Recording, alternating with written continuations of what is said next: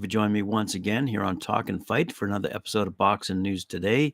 We've got some updates and headlines from around the world, all revolving, I would say, around money. Money might be the focus of today's episode. Bear with me, though. I will offer some results, primarily out of Japan and Germany.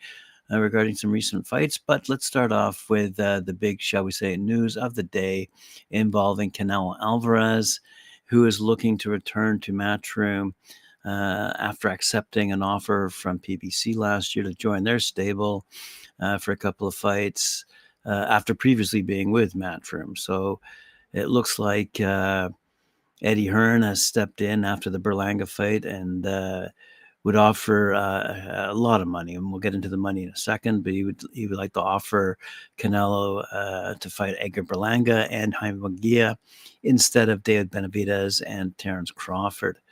So the money's nothing to sneeze at, by the way. So it seems like PBC were offering in the range of $35 million to Canelo to fight Munguia. It seems like he was offering $55 million, I think, to possibly face one of the other American fighters. But that wasn't really the kind of money that Canelo was interested in. He was more interested in, apparently, the $100 million range, shall we say. So now, is that Saudi money, or is that going to be made available through Amazon and PBC? And the answer is no. So it seems like Canelo is going to leave PBC and their deal with Amazon and rejoin for a couple of fights, Matchroom and DAZN for money. And quite frankly,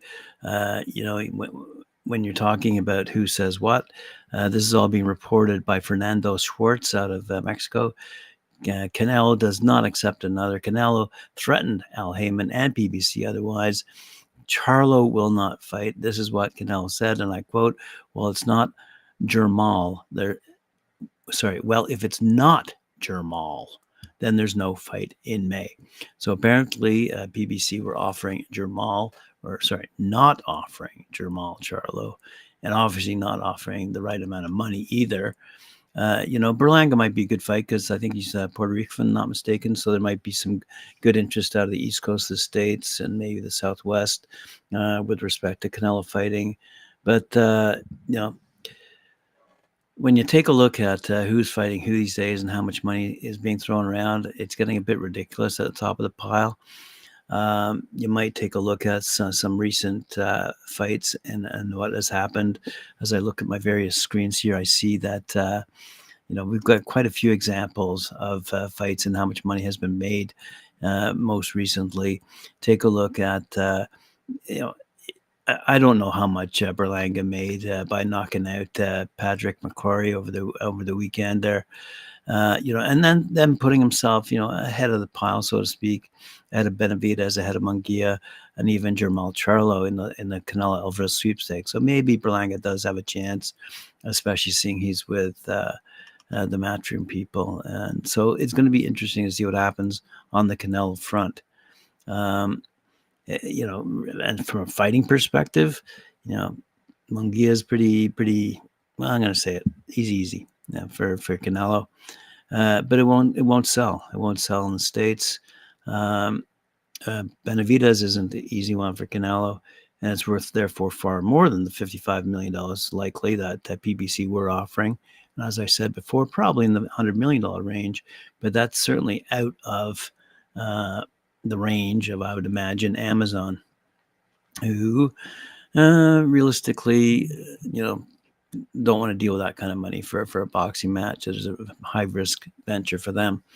If Canelo declines the offer from PBC, which he has done now, and is now sorting things out with Matchroom, it would allow Benavidez, by the way, to move up to 175 and face Alexander Govzik. I think we mentioned this last week, for the interim WBC title and a mandatory spot to put himself in a position to challenge for the undisputed championship against Beterbiev and Dmitry Bivol. Whoever wins that one going up against Benavidez. That would be a really good fight. That would be worth a lot of money.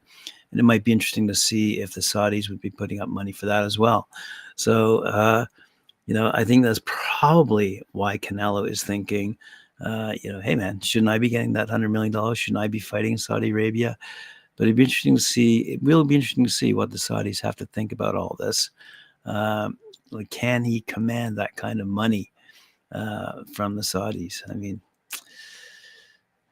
yeah, maybe. Yeah, maybe. I mean, that's as far as I'm going to go on that one. And quite frankly, if you look at the history books, you'd argue this is the Floyd Mayweather, Manny Pacquiao situation all over again. But again, that was considerably larger in the boxing audience's point of view, and far more entertaining anyway. But I mean, who is Canelo Alvarez after all? He's someone who's picked and chosen his fighters as he's moved forward in his career, and he's nearing the end of his career, quite frankly, as we all know. So who will he fight? He'll fight who he wants to, but will that command the kind of money that he wants? And will it generate the kind of reach he wants? Will it cement his legacy? I am not sure. Those are questions that remain to be answered. So speaking of Beterbiev, and Googling around the internet, I see that with respect to his fight against Callum Smith, again, there you have Beterbiev fighting out of Montreal. Now he might have moved to Las Vegas, but anyway, and Callum Smith fighting out of England. Those two fighters were, looking at a purse of just slightly over $2 million when they recently fought. So how did it all break down? Top Rank, having secured those rights with that winning bid of, I think it was $2.1 million, set the financial terms for the clash. Beterbiev, who's the IBF, WBC, and WBO light heavyweight champ, was set to receive $1.3 million, the lion's share of that 70% of the 90% available on that winning bid. Smith, ranked number 3 by the ring in light heavyweight category, would have taken home $500,000, making up that 30% of the 90% bid. So, when you look at the money at the end of the day, there's Beterbiev battling Callum Smith for less than $2 million. And now you're talking Canelo in the range of not 55, but $100 million. And if you want to take it one step further, let's bring Tyson Fury into the mix here. I remember Bob Arum saying a while back, if the Saudis were to offer Tyson Fury $100 million, he'd simply laugh at them. That's a laughable amount of money for Tyson Fury. And it's more in the range of $200 million to get Tyson Fury in the ring over in Saudi Arabia. So $200 million versus the $2 million that Beterbiev and Callum Smith were fighting for, just to give you an example of the purse monies that are available.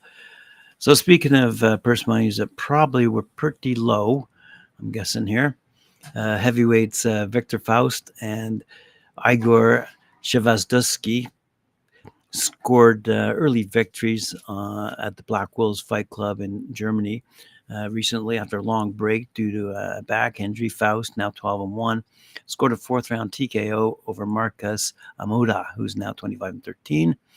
Faust dropped Amuda in round 2 and finished him in round 4. Faust, by the way, was coming off his first loss against WBA number 6, Linear Perot, 12 months ago. In the co-feature, as I said, heavyweight Igor Shevadusky, he's now 11-1, pounded previously unbeaten Adonis Bersha. He's now 7-1 for 3 rounds, and the bout was stopped at the beginning of round number 4. Shevadusky is returning after defeat against, you might recall, WBA number 1 rated Martin Bakole back in April of last year.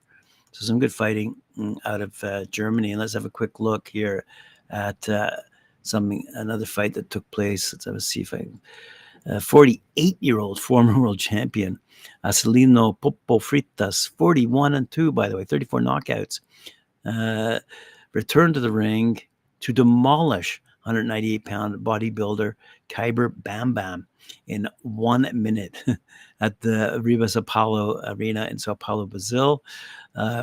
Freitas dropped Bam Bam with a left hook in the first 15 seconds and then finished him with a barrage of punches, including a brutal rabbit punch when Bam Bam turned his back. Freitas and Bam used to be friends, but they had a falling out leading this grudge match. So some interesting news. Sorry, some shouldn't be laughing. But there you go. Some good headlines out of Brazil. My good friend Joe Koizumi out of Tokyo is reporting on 9 Japanese boxers who are world title holders, and he'd like me to mention them. The undisputed 122, Naoya Inoue. He's 26-0, as we all know, 23 knockouts. WBA, 118 pounds, Takuma Inoue, we'll talk about in a second. WBO, 118 pounds, Junto Nakatani, we'll talk about him in a sec. 27-0, by the way, 20 knockouts.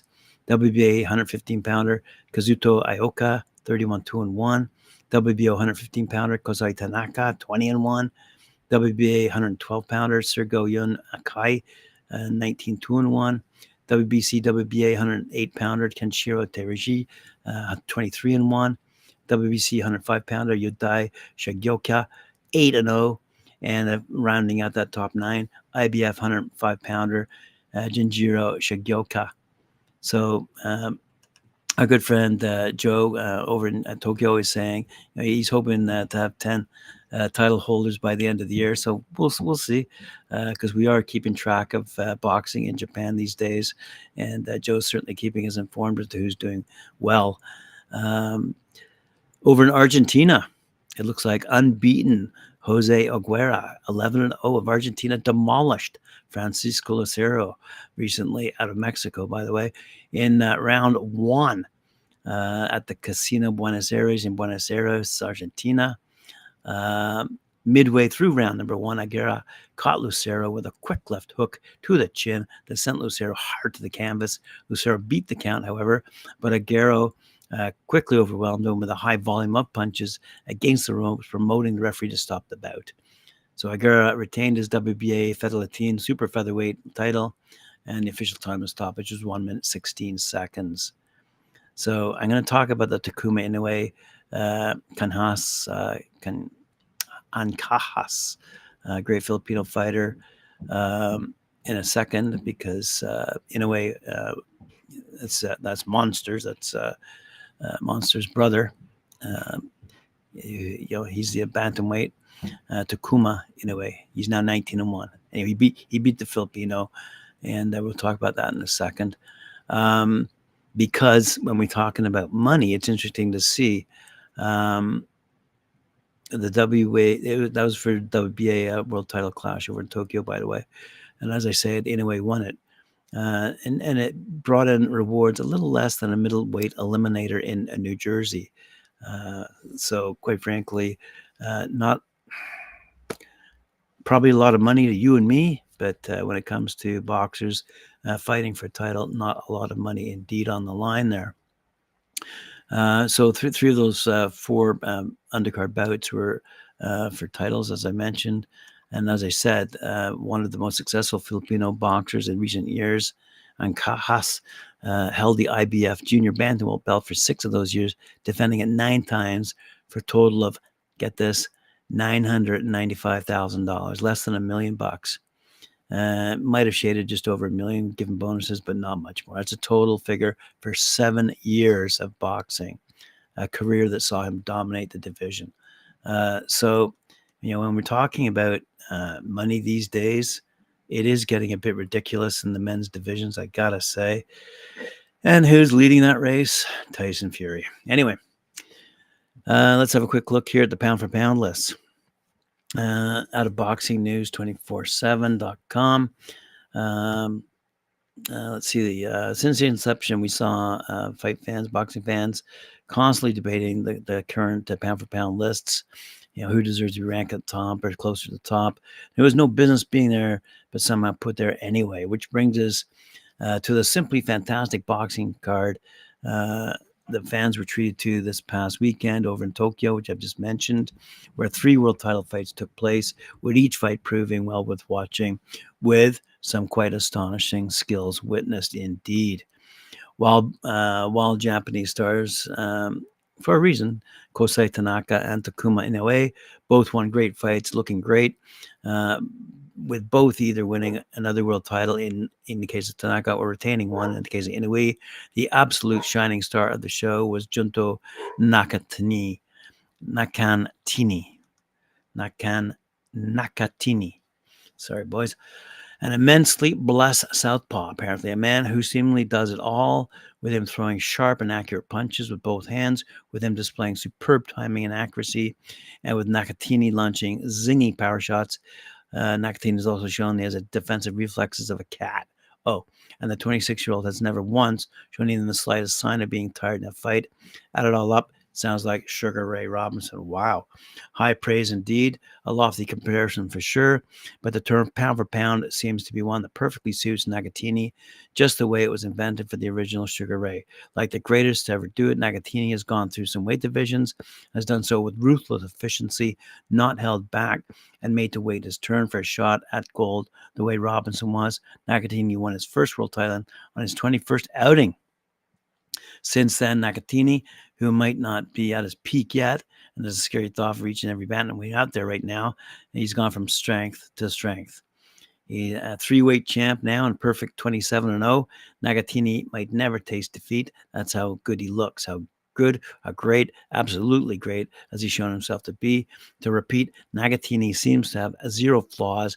He can punch with venom with either hand. He has ultimate speed. Untimely speed. Nagatini has textbook balance and accuracy to boot. Nagatini has quite brilliant defense. Just look at how he can make a punch skim his chin by a fraction before he then strikes back in kind. Honestly, says this writer, this, along with Nakatini's ability to land a shot that cannot be seen without the aid of instant replay, is something to behold. So, boxing fans, take note of that name, Gento Nakatini. Let's have a quick look to round out this interesting show, I might say. On the subject of money, let's take a look at Teofimo Lopez, who you might recall quit. So let's take a look at some of the money that he's made, because a lot of people say, well, how much do these guys make? I get comments all the time and questions all the time sent to me with respect to, me just simply reporting on news and headlines, results, quotes, quips. But, facts of the matter are how much, how much these guys making. Let's have a quick look then at Teofimo Lopez, because he's battled guys like, as we all know, Sandor Martin. Let's have a quick look here at that fight against Sandor Martin. According to sports payouts, he earned his fattest check for that Sandor Mountain fight. Sandor Martin, which he undertook back in 2022 at the Madison Square Garden, saw Lopez register a split decision victory and reportedly earned $3 million for the fight. Wow. In a 2021 fight, we all remember, against George Kambosos Jr., gave him his second biggest check back then, when while he lost the coveted title defense in New York, he went home with $2.1 million. Holy crap. His third biggest payday when he fought the Mexican Pedro Campa. Lopez fought for the vacant NABF and WBO International Super Lightweight title. And after winning that fight through 7th round technical knockout, took home $1.7 million. Wow. So just goes to show you how much these guys are making, and it's just up and down like a yo-yo. You're on a roller coaster ride, I gotta admit. In October 2020, Teofimo Lopez undertook his maiden title challenge, by the way, in Las Vegas. He entered the ring to unify the IBF light belt with Vasily Lomachenko, WBO and WBA titles. By winning the unanimous decision that night, the takeover Lopez earned $1.5 million. So last year, in his most recent fight against Josh Taylor, by the way, at Madison Square Garden, Lopez won the WBO and the Ring Super Lightweight Championship. And despite being the underdog against the undefeated champion, Lopez outclassed Josh Taylor, won by unanimous decision, and for that confrontation, earned a purse of $1.5 million. So I'm just thinking of that poor Filipino guy, Andahaz, making less than $1 million over 7 years.